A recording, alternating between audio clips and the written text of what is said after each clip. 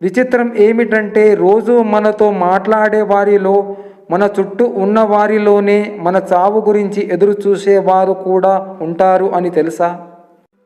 సమస్యలు నిన్ను భయపెట్టడానికి ప్రయత్నం చేస్తాయి. వాటికి తెలిసేలా చెయ్యి, నీ నవ్వే నీ ఆయుధం అని.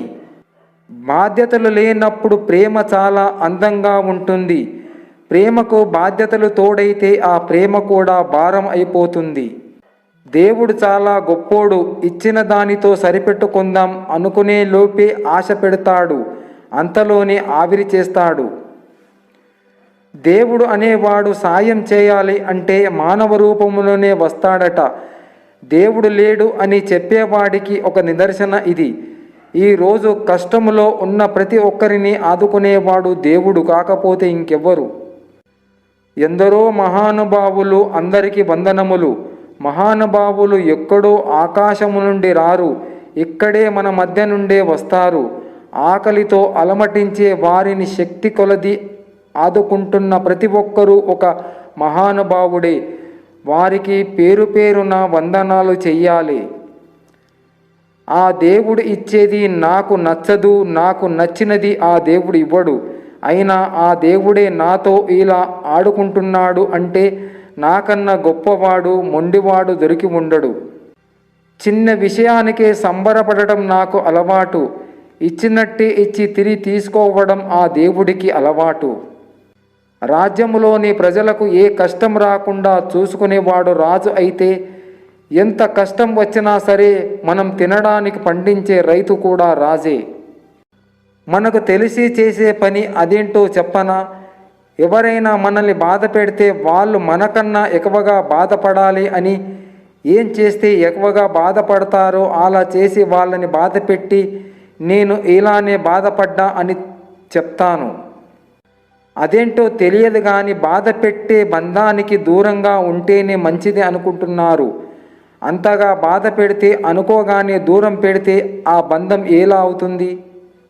ప్రేమించేప్పుడు ఇలా అలా, అంత ఇంత, అప్పుడు ఇప్పుడు, ఇక్కడ అక్కడ అని లెక్కలేనంతగా ప్రేమిస్తారు.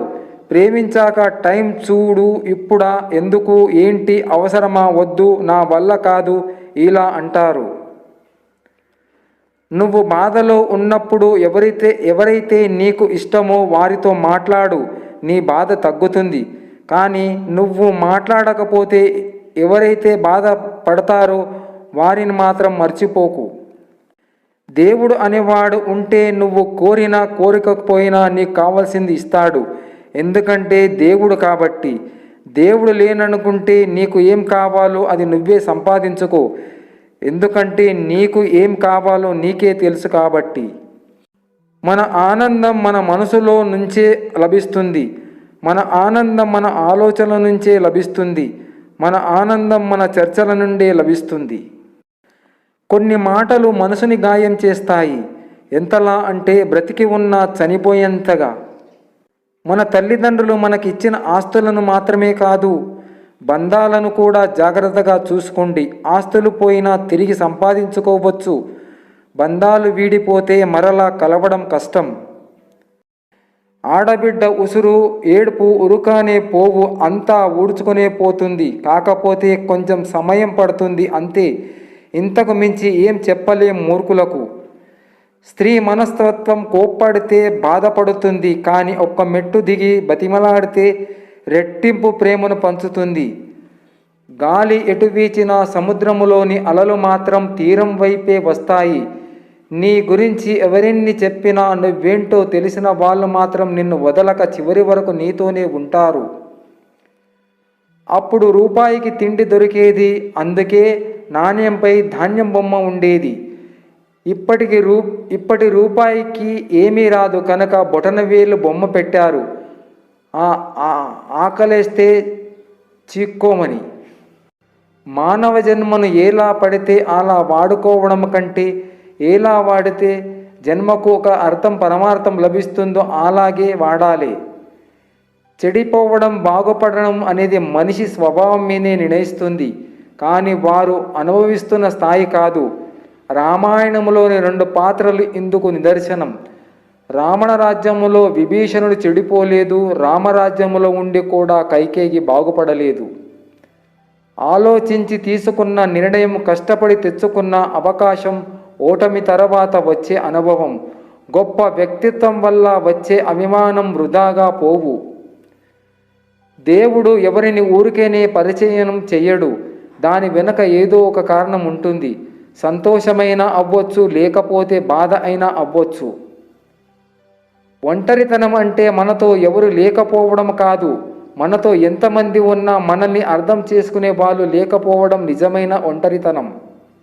బంధాలను కాపాడుకోవడానికి ఒక్క మెట్టు దిగి ఆలోచించు అనేది పెద్దవాళ్ళ మాట. కానీ అర్థం చేసుకున్న వారి కోసం ఎన్ని మెట్లు దిగినా తప్పులేదు. కానీ ఎన్ని మెట్లు దిగినా మనల్ని అర్థం చేసుకుని వారి గురించి ఏం లాభం?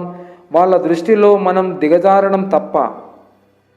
ఒక్క మనిషి మాత్రమే ఉండే ప్రమాదకరమైన మానసిక రోగం ఓర్వలేనితనం. తనకు లేనిది ఉన్నవాళ్ళను చూసి ఏడ్చేవాడికి ఎన్ని ఉన్నా వాడు నిత్య దరిద్రుడే.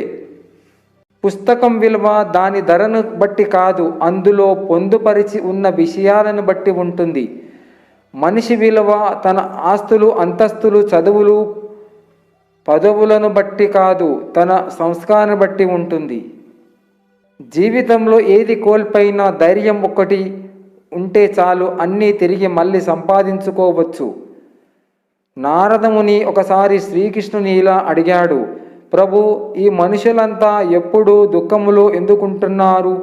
అప్పుడు శ్రీకృష్ణుడు ఇలా అన్నాడు, ప్రతి మనిషికి ఆనందాలు ఉన్నాయి, కానీ ఇంకొకరి ఆనందాన్ని చూసి ఓర్వలేక దుఃఖిస్తుంటారు. ఆత్మవిశ్వాసం ఉన్న వ్యక్తి బలవంతుడు, సందేహాలతో సతతమయ్యేవాడు బలహీనుడు. దానగుణం కలవారు పేదవారవడం, ధనవంతులు పిసినిగొట్టువారవడం, పాపాత్ములు దీర్ఘాయుష్యు కలిగి ఉండడం, పుణ్యాత్ములు అల్పాయుష్యులై మరణించడం, హీనబుద్ధి కలవారు అధిపతులవ్వడం, మంచివారు సేవకులవ్వడం, ఈ 6 గుణాలు కలియుగములో ప్రబలంగా కనిపిస్తాయి. మనం పుట్టినప్పుడే భగవంతుడు మన తలరాతని రాసేస్తాడు కదా, మరి మనం పూజలు ఎందుకు చేయాలి అని కొంతమందికి అనుమానం వస్తుంది. అయితే బ్రహ్మ మన తలరాత రాసేటప్పుడు అందులోని ఒక మాట రాశాడంట, నేను రాసే రాతను నేను కూడా తప్పించలేను, మీరు మీ ఉపాసనాలతోటి, మీ అర్చనలతోటి మార్చుకోగలరు అని రాశాడంట. అర్చనలు, ఉపాసనలు, కర్మకాండ ద్వారా మీ విధి మీ చేతుల్లో పెడుతున్నాను అని. బలవంతంగా ఏ బంధాన్ని మనం కలపలేము. ఆ భగవంతుడు కలిపిన బంధాలను ఏ శక్తి విడదీయలేదు. అందము చూసి మురవకు, చివరకు బూడిదై మట్టిలో కలవాల్సిందే. డబ్బును చూసి గర్వపడకు, జబ్బులు వస్తే దేవుడైనా కాపాడలేడు. తోటివారిని అవమానించకు, సమయం వస్తే వారి కాలిగోటికి సరిపోవు. అందరున్నారని అహంకారపడకు, చివరకు మోసేందుకు నలుగురిని సంపాదించుకో. ఆ రోజుల్లో ఎలాంటి అత్త వస్తుందోనని కోడళ్ళు భయపడేవారు. మరి ఈ రోజుల్లో ఎలాంటి కోడలు వస్తుందోని అత్తలు భయపడుతున్నారు.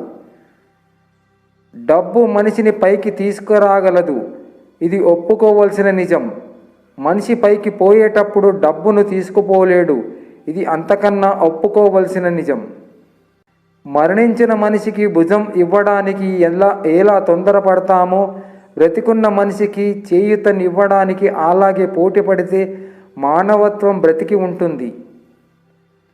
సంపాదనకు మించి ఖర్చు, ఎదుటివారిలా బతకాలని ఆశ మనిషికి 2 ప్రమాదములే. ఒకటి నిన్ను అప్పుల పాలు చేస్తే, రెండవది నీ సంతోషాన్ని నీకు దూరం చేస్తుంది. చూసినవన్నీ నాకే కావాలి, కోరుకున్నది నాకే దక్కాలి, అందరికన్నా నేనే బాగుండాలి, ఉన్నది అంతా దోచెయ్యాలి అని కోరుకుంటున్నారు. ఈ భూమి మీద వారేదో శాశ్వతంగా ఉండిపోయే వారిలా కన్ను మూసి నిద్రిస్తే ఉదయం లేస్తారో లేదో తెలియదు. నా ముఖం చూడకముందే, నా గొంతు వినకముందే, నా గుణం తెలియకముందే నన్ను ప్రేమించిన ఓ గొప్ప హృదయం అమ్మ. బాధలకు అలవాటు పడిన వారు అబద్ధాలు ఆడలేరు, సంతోషాలకు అలవాటు పడిన వారు నిజాలు చెప్పలేరు. సాధ్యమైనంత వరకు. ఒక మనిషికి ఇవ్వాల్సిన టైంలో విలువ ఇవ్వకపోతే తర్వాత నువ్వు ఇద్దామనుకున్న వాళ్ళు తీసుకోవడానికి సిద్ధంగా ఉండకపోవచ్చు. ఎందుకంటే ఆత్మాభిమానం అనేది ఒకటి ఉంటుంది కదా. కంటితో చూడనివి, చెవులతో విననివి ఎప్పుడూ నమ్మవద్దు, ఇతరులకు చెప్పవద్దు. ఎందుకంటే కొంతమంది చెప్పే మాటల వల్ల కొన్ని స్నేహాలు చెడిపోతాయి, కుటుంబ బంధాలు తెగిపోతాయి. కావాలని కష్టాలు సృష్టించేవారు అంతటా ఉంటారు. ప్రతి చోట నీ తెలివి, నీ ధైర్యం మాత్రమే నిన్ను కాపాడుతాయి. ప్రతి జంతువుకు తన జాతి లక్షణాలు మాత్రమే ఉంటాయి. మనిషిలో మాత్రం సర్వజంతు లక్షణాలు ఉంటాయి. నడిచిన దూరాన్ని, గడిచిన కాలాన్ని లెక్క పెడితే నడవలసిన దూరం భారమవుతుంది, గడపవలసిన కాలం భయపెడుతుంది. నిందించడం అలవాటైన వారికి నిజాలు తెలుసుకునే తీరిక ఉండదు.